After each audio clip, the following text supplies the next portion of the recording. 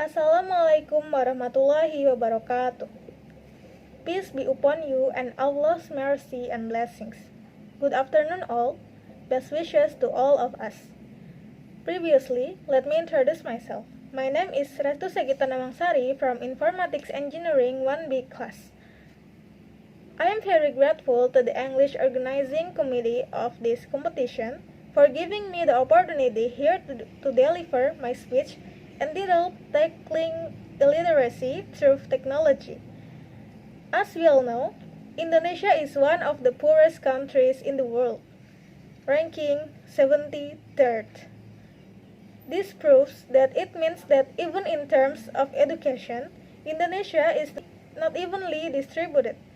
There are still some areas that have not even been touched at all by education. This is homework for the government, especially the Ministry of Education and Culture. This is because this is one of the failures of the government, especially since Indonesia is one of the most influential countries internationally.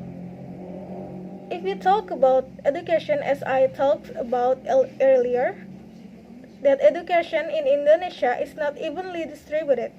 There are still many Indonesian people who cannot read. I will mention which areas are still uneducated. Number 1 is Papua. It is common knowledge that Papua is a region where everything is left behind: education, economy, and development. Number 2 is West Nusa Tenggara. In West Nusa Tenggara, there are still around 400,000 residents who are still illiterate. Number 3 is East Nusa Tenggara. One of the most iconic islands in Indonesia is also still lagging in terms of education. Maybe the world only knows the Komodo dragon.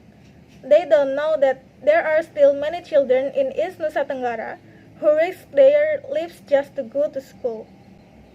In addition, many teachers in East Nusa Tenggara only have a high school certificate.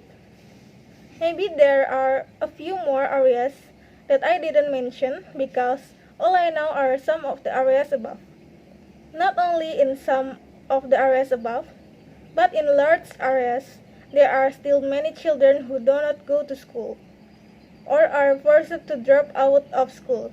Yes, the main factor is the economy, where there are so many children who are forced to make a living because their families are still lacking. A lot of families live under the bridge because they can't afford to pay rent, let alone buy a house. This has resulted in a high illiteracy rate in Indonesia. So does the government itself have a way to solve the problem of illiteracy? Of course, they didn't stand still. They always do various ways to that these people can experience a proper education. Well quoted from 24 Business News, the government has 4 strategies to solve this illiteracy problem, namely, number 1, illiteracy upgrade. Number 2, focus on areas with high illiteracy. Number 3, improving literacy eradication network. Number 4, innovate in education for illiteracy. Although maybe this method is still not satisfactory, the government does not give up. They always try and try. There are many other ways. In our era, everything is easier because of sophisticated support tools as well as easy and free access to learning content. At the end of this word, I want to say that let us together be grateful for the blessings we have preserved so far. We are still able to go to school and study without any hindrance or difficulties.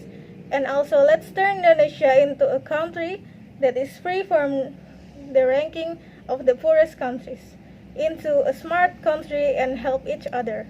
That's all, and I apologize if any of my words offend you. Thank you. Wassalamualaikum warahmatullahi wabarakatuh.